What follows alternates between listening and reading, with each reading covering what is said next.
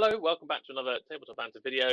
I believe this is the second one in the space of 2 weeks, which is actually quite extraordinary.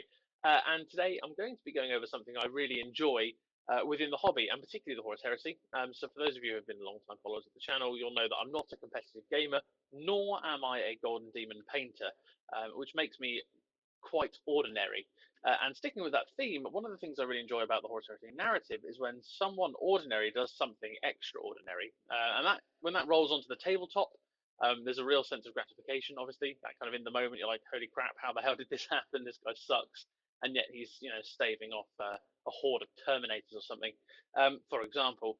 So what I want to go over is some field promotions. And field promotions basically is where you take a run-of-the-mill sergeant and you make a character out of him. And I've done this in the Word Bearers a few times, and it's one of the parts of the hobby I really enjoy, like encapsulating a moment from the tabletop and sort of cementing that in your lore, if you like. Like for me, Corferon is the leader of my sort of Word Bearers chapter, if you like, or whatever you want to call them, warband group. And this is sort of towards this is very late heresy mindset in, and his like consistent failures make up a part of my lore, and the fact that every event I take him to he sucks makes up a part of my lore. And in today's example, I just want to showcase a Primus Medicae that was once an apothecary and has a nice little story which I'll go into in a second when I showcase him, like now.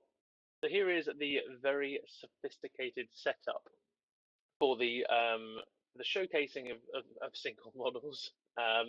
What it actually is the box of a Lehman Russ, my model, and a Johnson's earbuds or cotton buds tub. Only the highest of production quality available here. And this is the first model that I'd like to showcase as part of like a mini series about field promotions. It's something I like to do with my word bearers, where I take a model that in-game has done something really significant from a position of being a rather insignificant miniature or insignificant character, and just sort of done something in-game that's been unreal, like the kind of thing you just would not expect. And what we have here is a Primus Medicae. Now, the story behind this Primus Medicae right here, the in-game feat was quite remarkable. Basically, for those of you who don't know, I play Word Bearers Infantry, and that means like 100 tactical marines in like a 2.5K game style thing. And I was playing. This is the first time I had 60 tactical marines in a game. I was at a Juno 5.2 event a long time ago, and I was up against one of the like a golden demon painter, a guy called Sai, and he's got an awesome Instagram, the handle of which I can't remember, but he has a beautiful Dark Angels army, and I believe it might have even allied with Alphas, but I don't quite recall the specifics. But anyway, his army is absolutely stunning because, like I say, his Voltarax won a Golden Demon. Now I've played against him, obviously, and he is also a guy who likes to have a good laugh and take units that are fun, not super powerful. So we had a really good game, and I ended up getting a bit curb stomped from what I remember. However, this apothecary I had, he effectively took. It was something in the order of like 3,000 points of army shooting at him, or 2,500 points of army shooting at him, and he survived. I didn't take a single wound. Now, most of you will be like, oh, yeah, well, Apothecary's an artificer armor with a feel no pain. Well, I actually don't take artificer armor on characters, only independent characters. Well, and the Gavorback guy, but he's got 3 wounds, so he's basically an independent character. And so this chap had just power armor and a feel no pain, or like a 5-up cover save and a feel no pain, or just a 5-up cover save. And he took, it was in the order of 2,500 points worth of shooting, only to go down in close combat to the last attack from a Terminator squad or something. So to me, that required a field promotion. And here we have my Primus Medicae. So obviously the natural step up for an apothecary is to become a Primus Medicae. It's a Centurion who basically has the, what's it called? The Feel No Pain injectors. Name escapes me.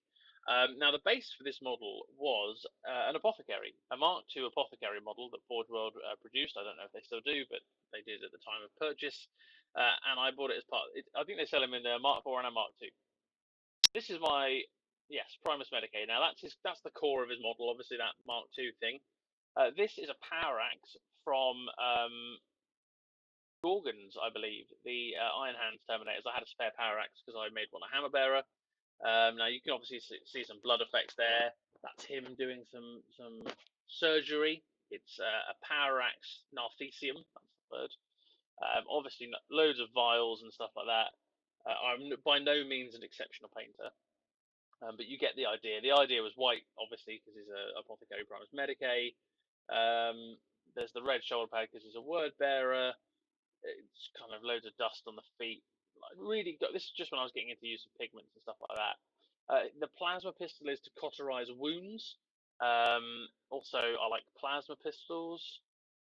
He's got a little holster there, and I just had a good fun time. And I kept the face is very pale. Now, word bearers are notably quite tanned. However, Corthoron I painted very gaunt, so I wanted to have a very similar look for this chap. My kind of idea being is that he's seen a lot of things. He's obviously healed a lot of wounds. He's partly invoked by a demon, like most of my great word bearers characters. So I kind of wanted him to look really gaunt and pale. Hence why it might look like the same white as the armor. However, if you can see it in person, not on this terrible camera shot, it's actually like a Rakarth flesh and then brought up with some whites mixed in. And I just had a really good fun time sort of building and painting this model. I've actually never used him.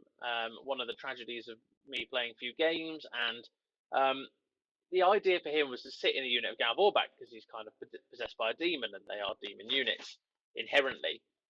So that was kind of my hope. However, I finished this guy up, and a week later they made the FAQ such that Fiona Payne only confers to models for Legion Astartes, and Gav Orbak don't have Legion Astartes or Legiones Astartes or whatever. So that kind of scuppered that, and so he's sort of sat without a use.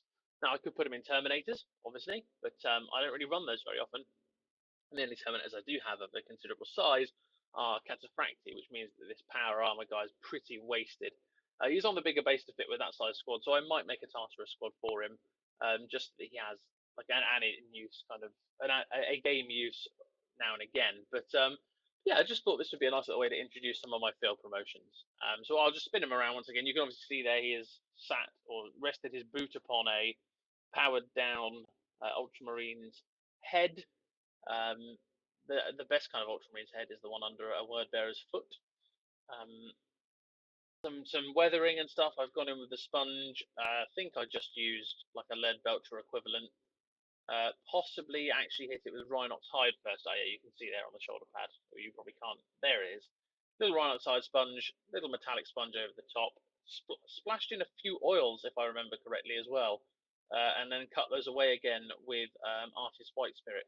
Really fun. I remember this being a very fun model to paint, despite me not using him ever. So that's it really. Like I say, I wanted to do something a bit different. I appreciate, you probably get a lot of showcase videos. You probably see a lot of how to paint videos, and because I'm not particularly an exceptional painter, I'm kind of a that'll do painter. I thought it'd be kind of fun to show what I do in the hobby that is maybe a little more unique or maybe a little more niche, and that is my love of field promotions. So let's go back to a face camera shot, and I'll just sort of wrap this up. So there you have it, a Primus Medicae for my word bearers, which was super fun to build and paint. Now this was a while ago that I've done it, so a lot of these series are going to be showcasing models that I've finished in the past, because at the moment hobby turnover is pretty slow. But there's a lot you missed out on in the last year and a half that I've not shared. I say missed out on, maybe the wrong phrase there, but there's a lot you've not seen in the last couple of years that I've put together, and I look forward to showing you. The next in the series will probably be a really cool Siegebreaker, which is possibly one of my finest gaming moments of all time.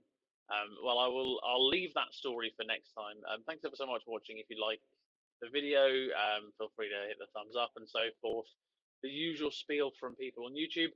But really just enjoy the rest of your week, or the new week ahead of you, and I might see you again soon. Bye for now.